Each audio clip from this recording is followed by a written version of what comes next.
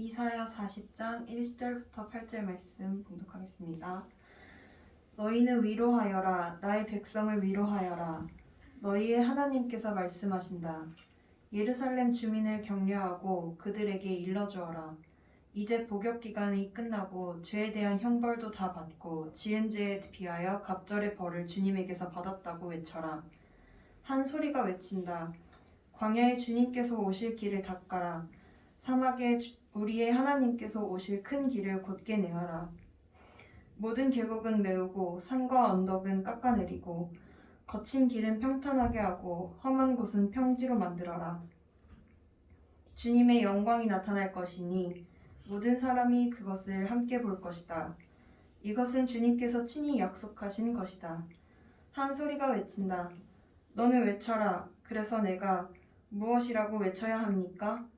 하고 물었다. 모든 육체는 풀이요 그의 모든 아름다움은 들의 꽃과 같을 뿐이다. 주님께서 그 위에 입김을 부시면 풀은 마르고 꽃은 시든다. 그렇다. 이 백성은 풀에 지나지 않는다. 풀은 마르고 꽃은 시드나 우리 하나님의 말씀은 영원히 서 있다. 아멘. 마가복음 1장 1절에서 8절 말씀입니다.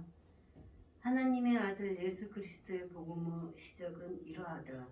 예언자 이사야의 글에 기록하기를 보아라, 내가 내 심부름꾼을 너보다 앞서 보낸다. 그가 내 길을 닦을 것이다. 광야에서 외치는 이의 소리가 있다. 너희는 주님의 길을 예비하고 그의 길을 곧게 하여라. 한 것과 같이 세례자 요한이 광야에 나타나서 죄를 용서받게 하는 회개의 세례를 선포하였다. 그래서 온 유대 지방 사람들과 온 예루살렘 주민들이 그에게로 나아가서 자기들의 죄를 고백하며 요단강에서 그에게 세례를 받았다. 요한은 낙타 털옷을 입고 허리에 가죽띠를 띠고 메뚜기와 들꿀을 먹고 살았다. 그는 이렇게 선포하였다. 나보다 더 능력 있는 이가 내 뒤에 오십니다. 나는 몸을 굽혀서 그의 신발끈을 풀 자격조차 없습니다. 나는 여러분에게 물로 세례를 주었지만 그는 여러분에게 성령으로 세례를 주실 것입니다. 아멘.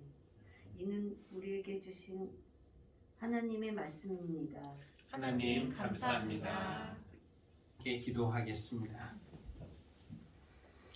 전능하시고 영원하신 하나님, 대림절 둘째 주일을 맞아서 땅끝에서 우리 주님의 오심을 기다리는 심정으로 우리 사랑하는 성도들 이 예배 자리에 나와서 하나님께 예배하게 하시니 감사합니다.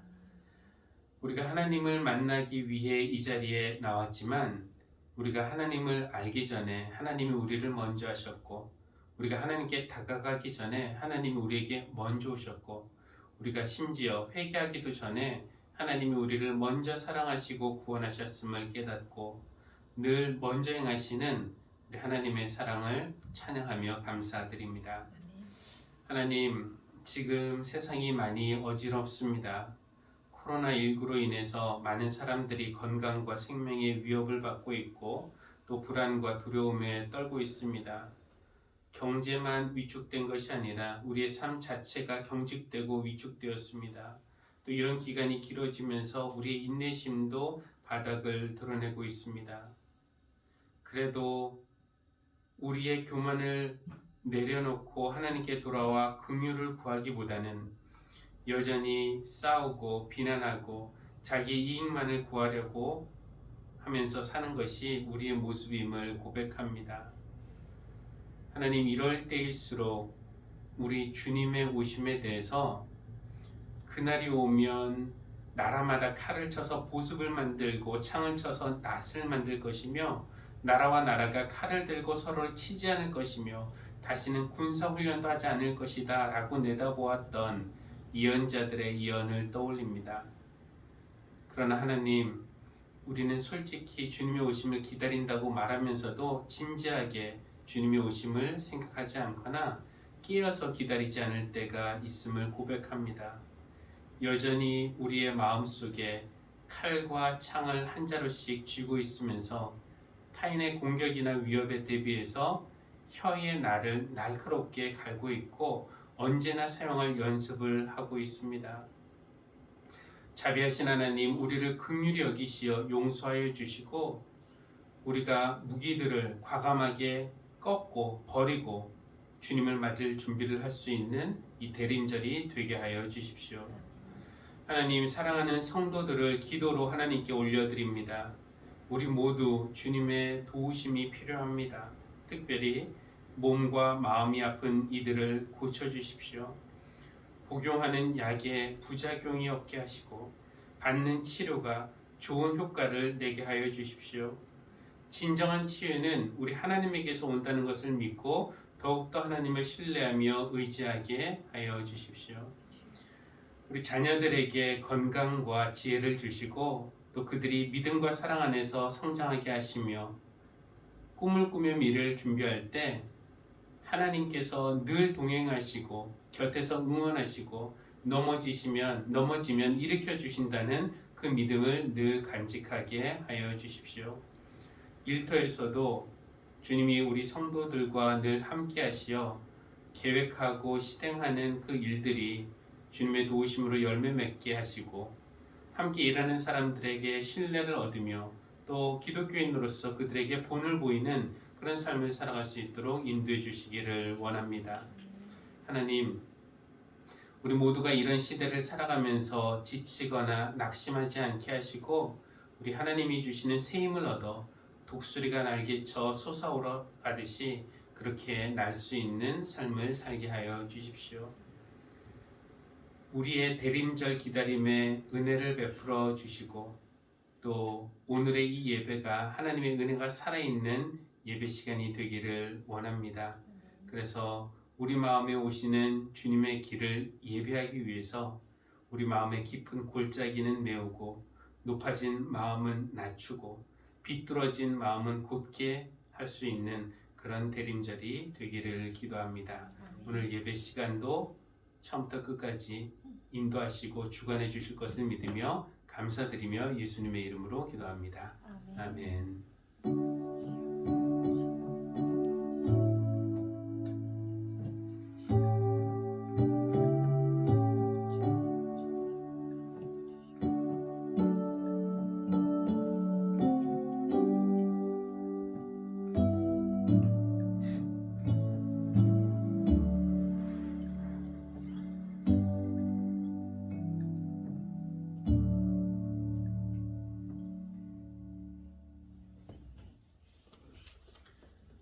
대림절 둘째 주일입니다.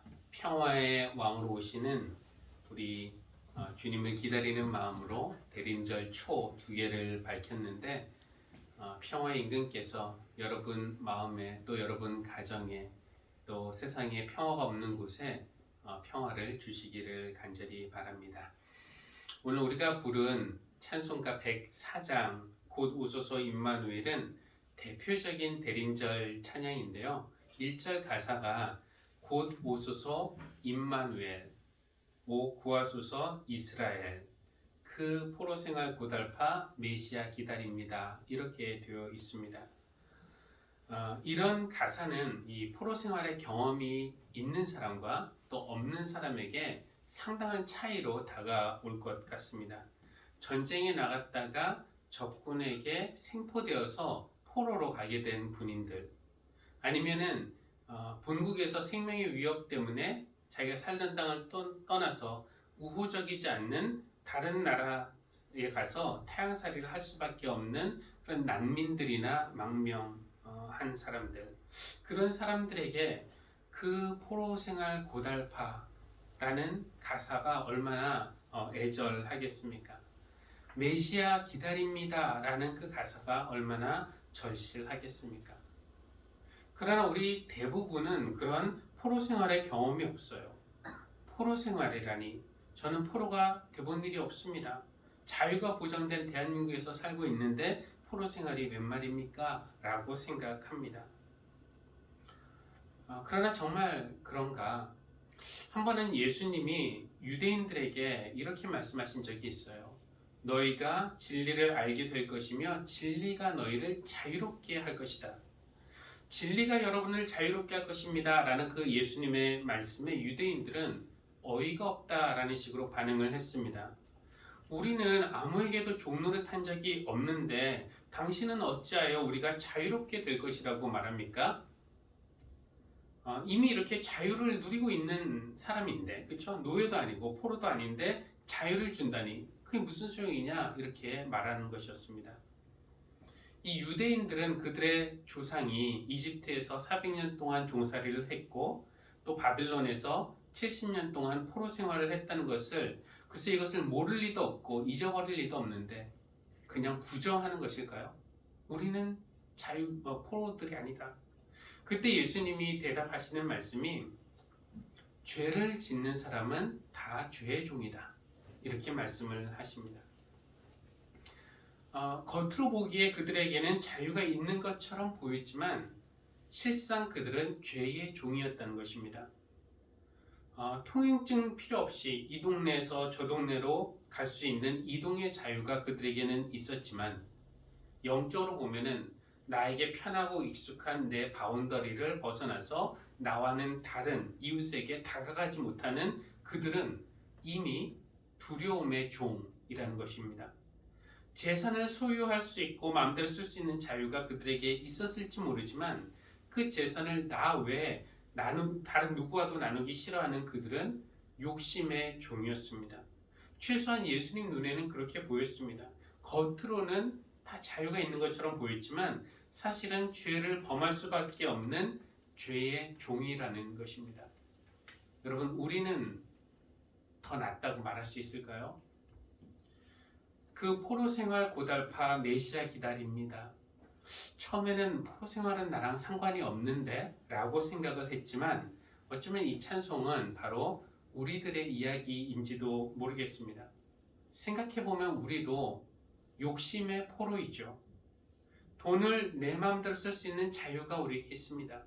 그러나 어차피 다른 이들의 필요를 채우는 일보다는 내 욕심을 채우는 일에 사용하게 될 것이니 우리는 어떤 면에서는 욕심의 포로입니다. 우리는 미움의 포로이기도 합니다. 미워하는 사람 용서할 수 있는 선택도 있고 아니면 계속 미워할 수 있는 선택도 있지만 어차피 용서보다는 계속 미움을 선택할 것이니 우리는 그 감정의 포로라고 말할 수가 있겠습니다. 같은 이유로 우리 중에 어떤 이들은 열등감의 포로이고요. 어떤 이들은 음란과 쾌락의 포로이고요. 어떤 이들은 과거 상처의 포로입니다. 그 포로 생활이 여러분을 고달프게 하고 있지는 않습니까? 그렇다면은 지금 그 포로 생활에서 자유와 풍성한 생명의 삶으로 돌아올 수 있는 길, 이 대립절 기간에 하나님이 여러분을 위해서 그 길을 내고 계신다라는 사실을 여러분이 아시기를 바랍니다. 오늘 말씀 제목이 바빌론에서 시온으로라고 정했는데요.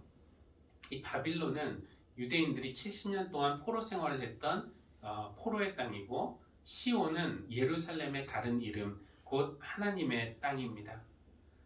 바빌론에서 시온으로 간다는 것은 포로 생활에서 구원으로 간다는 것이고 억압에서 자유로 가는 길입니다.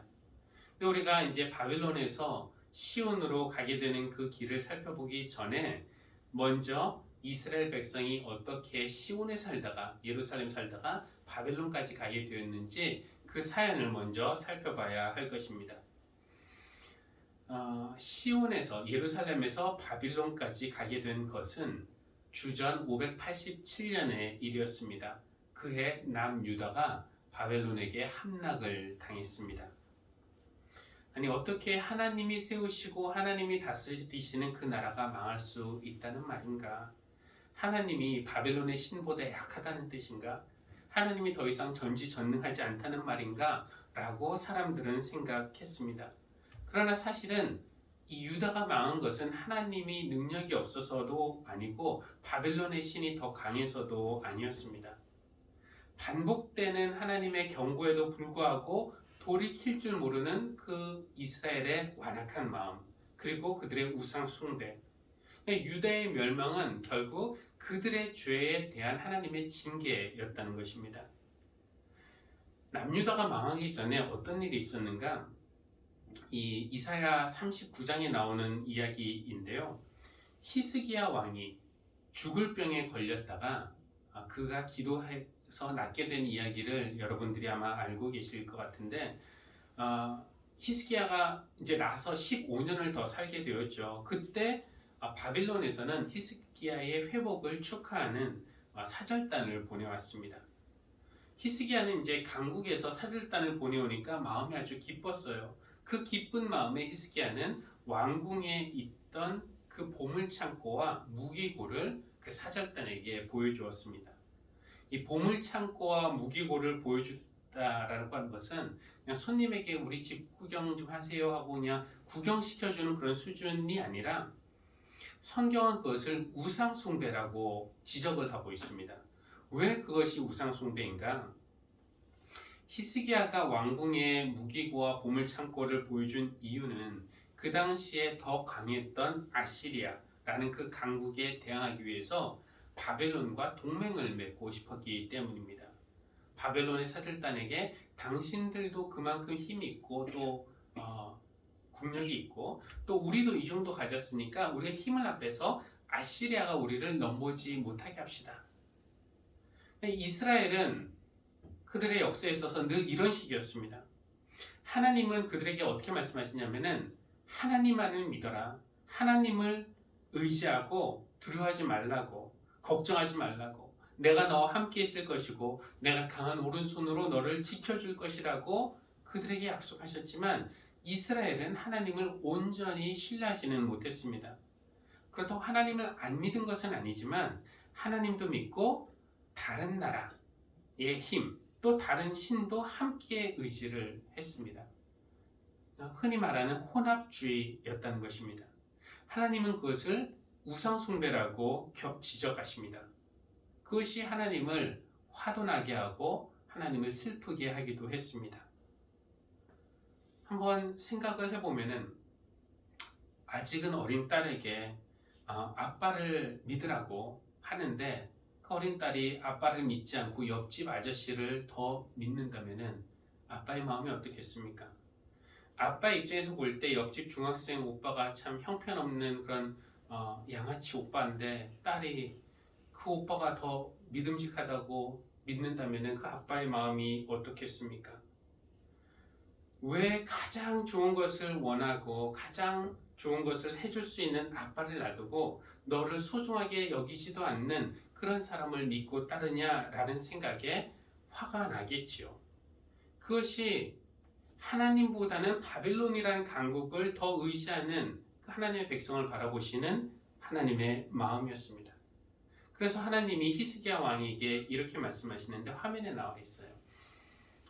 그날이 오면 너의 왕궁 안에 있는 모든 것과 오늘까지 너희 조상이 저장하여 놓은 모든 보물이, 히스기야가 그 바벨론에게 보여준 것이죠, 남김없이 바벨론으로 옮겨갈 것이다. 거기서 끝이 아니라 너에게서 태어날 아들 가운데서 더러는 포로로 끌려가서 바벨론 왕궁의 환관이 될 것이다. 바벨론에 다 빼앗기고 그의 후손 중 일부는 포로가 될 것이라는 이 불길한 예언, 이 예언이 히스기야 왕으로부터 약 100년이 지난 후에 그의 후손인 시드기야 왕 제9년에 현실이 되었습니다. 그때가 주전 587년이었습니다. 시드기야 왕과 고위 신하들, 그 예루살렘의 그 권력자들이 다 비참하게 끌려갔습니다. 그때 시드기야 두 눈은 바벨론 군대가 빼어버렸어요. 한번 여러분 상상해 보십시오. 두 눈 다 빠지고 옷 다 벗겨지고 머리 헝클어진 그 왕을 필두로 해서 그 신하들이 사슬 연결돼서 긴 포로 행렬을 이루면서 걸어가고 있는 그 모습을, 짧은 길이 아니라 이 시온 예루살렘에서 바벨론까지 가는 길이 거의 1500km, 그 당시에 이렇게 걸어가면은 4개월 정도 걸리는 그런 거리였다고 합니다. 그 길은 일반적으로 상인들이 다닐 때 예루살렘에서 강을 따라서 북쪽으로 갔다가 메소포타미아 평원을 따라서 동쪽으로 갔다가 다시 남쪽으로 살짝 내려가는 그런 길이 있었는데 그 이유는 그렇게 돌아간 이유는 그 중간에 사막이 있었기 때문입니다. 이 사막의 위험을 피하기 위해서 그렇게 돌아간 것이었습니다. 근데 그 4개월 동안 1500km 가는 동안에 이어진 그 행진에서 이스라엘 백성은 수치심 때문에 얼마나 수치스럽고 굴욕적인 모습입니까? 고개를 숙였고 반면 옆에서 지켜보던 이방 민족들은 깔보며 조롱하며 좋아했습니다. 하나님 찾더니 네가 찾던 하나님이 겨우 이 정도냐? 너희 하나님은 힘도 없냐? 자기 백성이 이렇게 비참하게 당하고 있는데 아무 일도 안 하시다니 그게 신이냐? 그리고 70년 동안 이어진 그 바벨론의 포로 생활도 슬픔과 고달픔, 조롱과 모욕의 세월이었습니다. 이사야 39장에 그 히스기야 왕의 사건이 있은 지 거의 약 200년 지난 후 긴 역사의 침묵을 깨고 큰 소리가 들렸습니다. 내 백성을 위로하여라. 그냥 우상 숭배의 흑역사가 있었고 바벨론의 침공, 예루살렘의 멸망, 수치와 조롱, 그다음에 슬픔과 고달픔의 포로 생활, 그런 절망과 어둠 속에서 희망의 끈을 거의 다 놓치고 있을 즈음에 하나님이 예언자를 통해서 하시는 말씀, 위로하여라, 내 백성을 위로하여라. 하나님이 하시는 말씀인데 너희는 내 백성을 위로하여라. 너희는 누구일까요? 이것은 아마도 하나님이 하늘의 천사들에게 하시는 그런 말씀 같아요. 왜 위로하고 하시는가? 그것은 이스라엘의 복역기간, 포로 생활이 끝났기 때문에 그렇습니다. 물론 지금까지 이스라엘 백성이 지은 모든 죄를 생각해 보면 70년은 너무 짧다라고 말할 수도 있습니다. 그러나 하나님은 이제 그들을 용서하시기로 작정하시고 그들의 포로 생활을 끝내기로 하셨습니다. 이렇게 하나님께서 당신의 백성의 특별 사면을 선포하신 거죠. 특별 사면을 선포하시자 듣고 있던 천사들 중에 하나가 목소리를 높여서 다음 페이지 한번 보여주십시오. 이렇게 외칩니다. 한 소리가 외칩니다. 광야에 주님께서 오실 길을 닦아라. 사막에 우리의 하나님께서 오실 큰 길을 곧게 내어라. 모든 계곡은 메우고 산과 언덕은 깎아내리고 거친 길은 평탄하게 하고 험한 곳은 평지로 만들어라. 이것이 이 말씀이 누구에게 향하는 그런 소리인지 우리가 좀 알 필요가 있는데 이 말씀이 아까 마가복음에도 이렇게 인용이 되니까 꼭 우리에게 하시는 그런 말씀처럼 들리지만 사실은 이 말씀은 뭐 이사야 예언자나 하나님의 천사가 이스라엘 그 포로 생활하고 있는 이스라엘 백성에게 직접 하는 명령이 아닙니다. 광야에 주님께서 오실 길을 닦아라. 하나님이 오실 길을 곧게 내어라. 지금 이것은 하늘의 소리를 이사야가 듣고 있는데 한 목소리가 그렇게 소리를 내는데 다른 천사들에게 말하는 것이고 그 이야기를 이사야가 듣고 있는 것입니다. 그리고 백성에게 전달해 주는 것이죠. 그러니까 무슨 말이냐면은 주님이 오실 길을 광야에 내야 되는데 뭐 골짜기를 메우고 언덕을 낮추고 굽은 땅을 곧게 하고 험한 곳을 평지가 되게 하는 그런 공사는 지금 포로 생활 중에 있는 이스라엘 백성이 해야 할 일이 아니라 하나님 쪽에서 다 알아서 하신다는 뜻입니다. 고달픈 그런 포로 생활에 지쳐있는 백성에게 하나님 오시니까 곧은 길을 내어라 이라고 명령한다면 그것이 위로가 되겠습니까? 또 다른 노역이 될 뿐이죠. 천사들이 왜 이런 길을 낼 것인가? 하나님이 이제 곧 친히 내려오셔서 포로 생활 중에 있는 이스라엘 백성을 구원하셔서 그들을 직접 이끌고 바벨론에서 시온까지 인도해 가실 것이기 때문입니다. 이미 길이 있는데요. 그렇죠? 그들이 왔던 길이 있잖아요. 근데 하나님은 그 길로 가지 않으시겠다는 겁니다.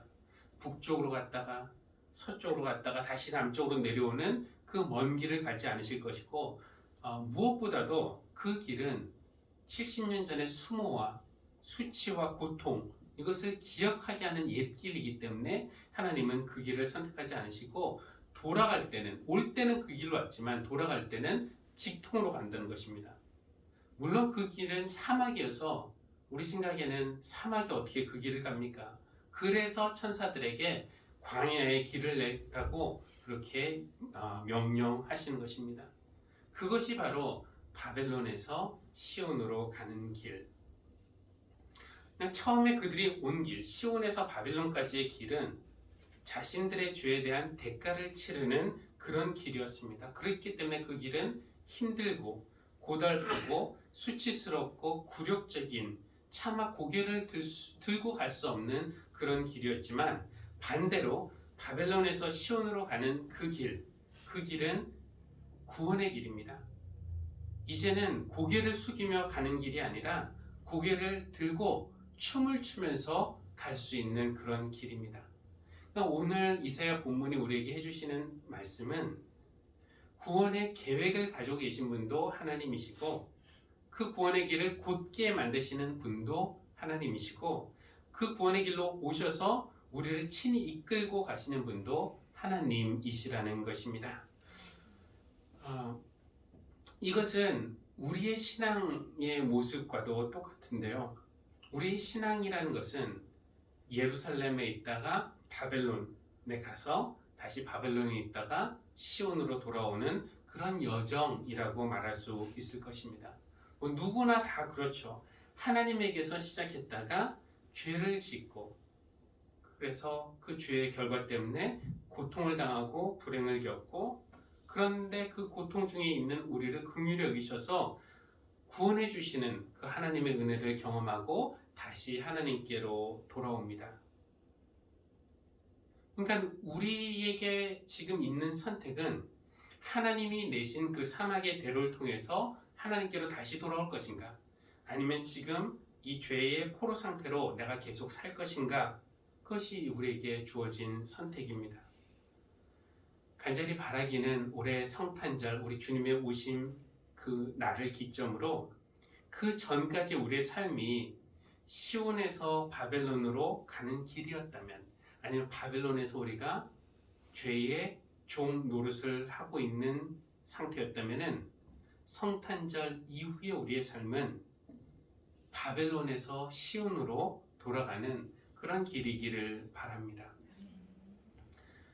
물론 아직은 아닙니다. 지금은 우리는 여전히 바벨론에 있고, 우리가 지금 해야 할 일은 우리의 교만을, 우리를 포로로 잡고 있는 힘, 우리의 교만, 우리의 욕심을, 우리의 편견을, 우리의 우상 숭배를 더 애통해하고 회개해야 할 때입니다. 그러나 그런 포로 생활 중에 있어도 우리는 오늘 하늘의 소리를 잠시 엿듣게 되는 겁니다. 위로하여라, 내 백성을 위로하여라. 그것이 하나님이 당신의 천사들에게 하시는 명령입니다. 광야의 대로를 내라. 내가 내 백성의 포로 생활을 끝내겠다. 내가 이제 내려가서 그들을 구원의 길로 친히 인도하여 내겠다. 이 약속의 말씀은 들의 꽃이나 풀처럼 오늘 피었다가 내일 지는, 오늘 유효했다가 내일 무효가 되는 그런 약속이 아니라 영원히 서 있는 하나님의 약속의 말씀입니다. 이 약속의 결과로 오신 분이 바로 예수 그리스도이십니다. 아기의 모습으로 오시는 평화의 왕, 이제 곧 그분이 오실 것입니다. 무엇이 여러분을 포로로 잡고 있습니까? 그것이 무엇이든지 간에 속히 임마누엘 예수님께서 여러분을 포로 생활에서 구원해 주시고, 이제 자유가 있고 풍성한 생명이 있는 그 생명의 땅으로 데리고 가실 그 날을 기대하고 기다리는, 그리고 또 하나님의 뜻을 알므로써 위로받는 그런 대림절 기간이 되기를 주님의 이름으로 기원합니다. 아멘. 기도하겠습니다. 하나님, 이 혼란하고 죄 많은 세상에 평화를 주시기 위해서 인간의 몸으로 오시니 감사합니다. 그 평화의 임금으로 오시는 주님을 맞이할 수 있는 그런 시간을 우리에게 허락하여 주신 것도 감사합니다. 하나님, 우리는 포로가 되어본 적이 없다고 말하는 어리석은 우리에게 우리는 이미 욕심의 포로이고 미움의 포로이고 교만의 포로이고 거짓의 포로이고 열등감의 포로임을 깨닫게 해주셨습니다. 그 포로 생활 고달파 메시아 간절히 기다립니다. 속히 오셔서 우리를 죄에서 구원하여 주시고 하나님의 뜻을 하늘에서 이루신 것처럼 우리의 삶에서도 이 땅 위에서도 이루어 주시기를 기도합니다. 주님의 오심을 준비하는 동안에 더 애통해하고 더 아파하고 더 회개하겠습니다. 높아진 마음은 낮추고 거친 마음은 부드럽게 하겠습니다. 이렇게 회개하는 동안에 바벨론에서 시온으로 가는 그 구원의 길을 약속하시며 위로하라고 그렇게 명하시는 하나님의 음성을 듣고 저희가 위로를 받게 하여 주십시오. 감사드리며 예수님의 이름으로 기도합니다.